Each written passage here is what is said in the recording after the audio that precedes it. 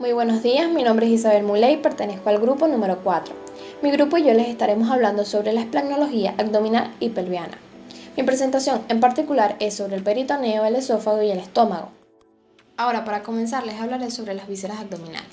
En primer lugar, debemos tener en claro ciertos límites. El primero de ellos es que el abdomen es una cavidad más o menos cilíndrica que se extiende desde la cara inferior del tórax a la cara superior de la pelvis y las extremidades inferiores. La abertura inferior del tórax, la cual forma la abertura superior del abdomen, está cerrada por el diafragma. En la porción inferior, la pared profunda del abdomen continúa con la pared pélvica en el estrecho superior de la pelvis. En la superficie, el límite inferior de la pared abdominal es el límite superior de las extremidades inferiores. En la siguiente imagen podemos observar ciertas estructuras que pertenecen a la cavidad abdominal, como el estómago, el colon ascendente, transversal, el intestino delgado, el hígado y por aquí abajo, por detrás del hígado, se puede observar la bilis. Ahora hablando sobre el peritoneo. El peritoneo es una membrana fina que cubre la pared de la cavidad abdominal y envuelve gran parte de las vísceras. Esta se divide en dos, en el peritoneo parietal y el peritoneo visceral. El parietal es el que cubre las paredes de la cavidad, mientras que el visceral envuelve a las vísceras. La inervación del peritoneo se divide en dos, el peritoneo visceral a través del sistema nervioso autónomo o vegetativo y por inervaciones bilaterales, que son relativamente insensibles al dolor.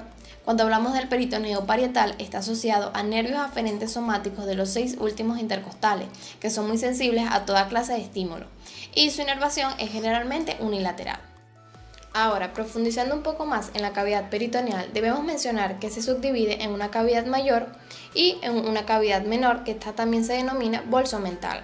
La cavidad mayor supone la mayor parte del espacio en la cavidad peritoneal. Esta se extiende desde el diafragma hasta la cavidad pélvica, donde entra en la cavidad después que el peritoneo parietal. Ahora, cuando hablamos de la bolsa mental o cavidad menor, es una subdivisión más reducida de la cavidad peritoneal, posterior al estómago y al hígado, y se comunica con el resto de la cavidad a través de una abertura llamada el orificio omental o epiploico.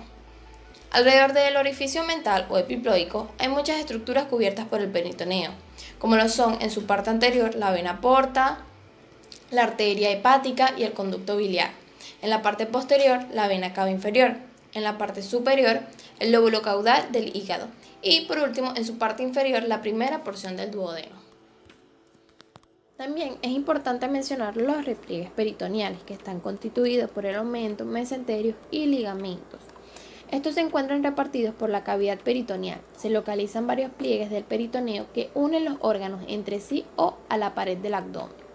Estos pliegues se desarrollan a partir del mesenterio dorsal y ventral primitivo, que suspenden el tubo digestivo en desarrollo a la cavidad celómica embrionaria. Algunos contienen vasos y nervios que van a las vísceras, mientras que otros ayudan a mantener la posición adecuada de las vísceras. Describiendo un poco más cada uno de estos repliegues, podemos mencionar al aumento, que son los repliegues del peritoneo que van de una víscera a otra. También tienen la particularidad de tener elementos vasculonerviosos.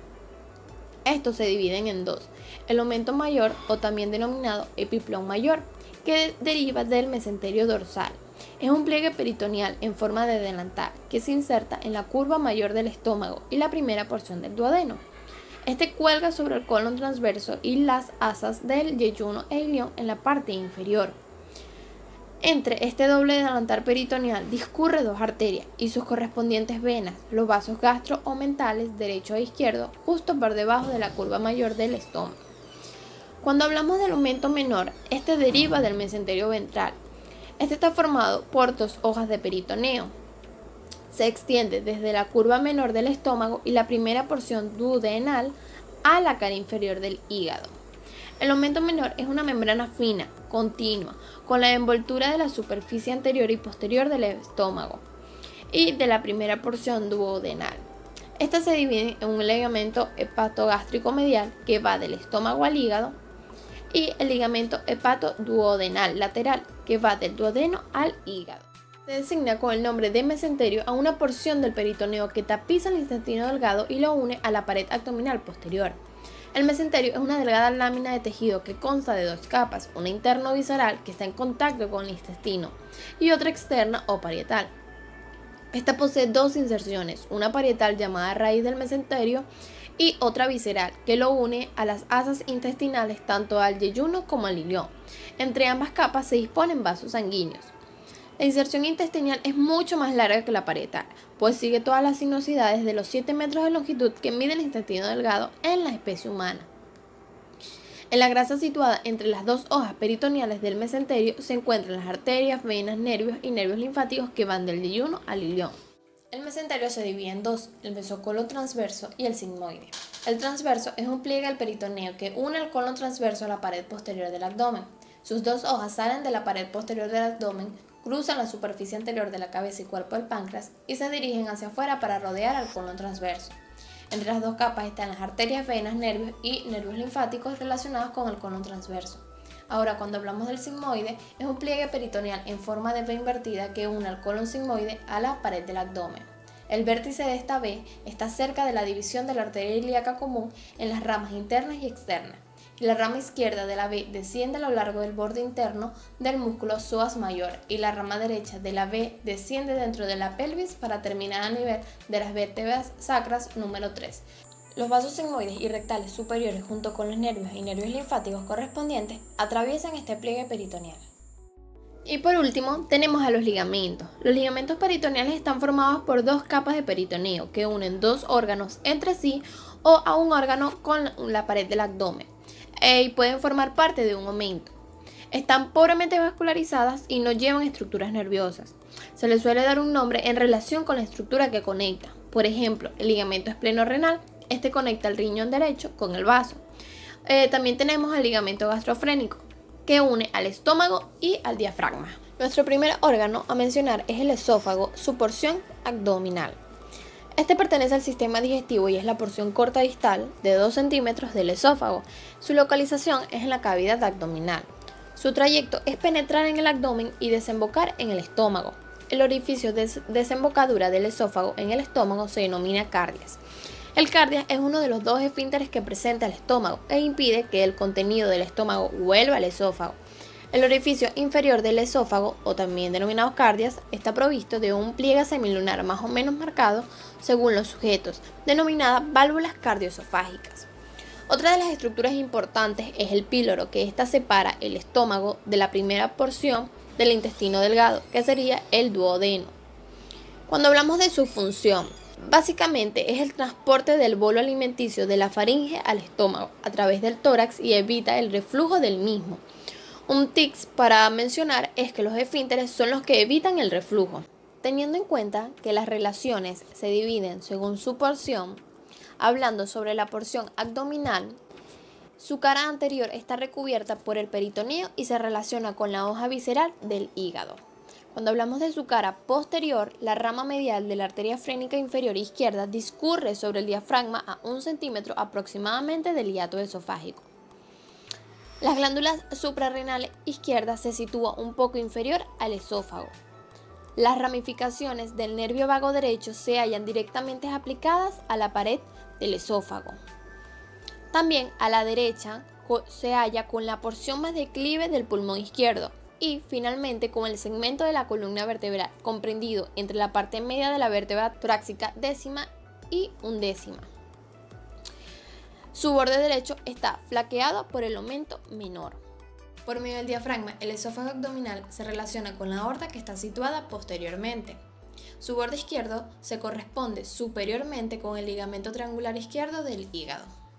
El hiato esofágico es el orificio por el que el esófago atraviesa el diafragma y pasa de la porción torácica a la abdominal, donde llegará hasta el estómago introduciéndose en el cardias gástrico. Ahora, cuando hablamos de las irrigaciones, tenemos a una rama esofágica de la arteria gástrica izquierda, que ésta se origina en el tronco celíaco, y una rama esofágica de la arteria frénica inferior izquierda, la cual se origina en la aorta abdominal. Cuando hablamos de su inervación, tenemos que los nervios proceden del tronco simpático y de los nervios vagos por medio de los plexos esofágicos. Y por último tenemos su vascularización, que es a través de las venas esofágicas. Es el estómago. Esta es la porción más dilatada del tubo digestivo y tiene forma de J. Esta se encuentra entre el esófago abdominal y el intestino delgado. Está en la región del abdomen, epigástrica, umbilical e hipocondrio izquierdo. Su configuración externa. El estómago se divide en 4 regiones. El primero de estos es el cardias, que rodea el orificio del esófago al estómago. El fundus gástrico, que es la zona por encima del nivel del cardias. El cuerpo gástrico, que es la parte más ancha del estómago, y la porción pilórica se divide en antro pilórico y canal pilórico, y es el extremo distal del estómago. Una nota importante es que la parte más distal de la porción pilórica gástrica es el píloro. Esto está señalado en la superficie del órgano por la constricción pilórica y rodeada por un anillo engrosado del músculo circular gástrico, el esfínter pilórico, que rodea a la desembocadura distal del estómago. El orificio del píloro está inmediatamente a la derecha de la línea media, en un plano que pasa por el límite inferior de la vértebra lumbar número 1 en su plano transpilórico. Otras partes del estómago son la curva mayor, que es el punto de inserción del ligamento gastroplénico, y el aumento mayor. La curva menor, que es el punto de inserción del aumento menor. La escotadura cardíaca, que es el ángulo superior que se forma cuando el esófago entra en el estómago, y la incisura angular, que es una curva en la curvatura menor. Configuración interna. La mucosa gástrica se caracteriza por presentar pliegues paralelos al eje mayor del estómago. Al nivel del cardias, la unión de la mucosa esofágica y gástrica sigue una línea irregular, situada a un nivel variable, a veces suprayacente al cardias. Un pliegue de la mucosa en la válvula del cardias, o también denominada válvula de Gubarov, se opone, si está desarrollada, al reflujo gástrico, aun cuando no resulta suficiente para prevenir el reflujo. Un estómago medianamente distendido mide un máximo de 25 centímetros de largo o de 10 a 12 centímetros de ancho, medido de un borde al otro en la parte media del órgano, y de 8 a 9 centímetros en sentido anteroposterior. Su función principal es la digestión enzimática. El jugo gástrico convierte gradualmente los alimentos en una mezcla semilíquida, denominada quimo, del griego jugo, que pasa con notable rapidez hacia el duodeno. Ahora, sus relaciones. Cuando el sujeto se halla en decúbito y el estómago está vacío, las relaciones habituales e importantes son las siguientes.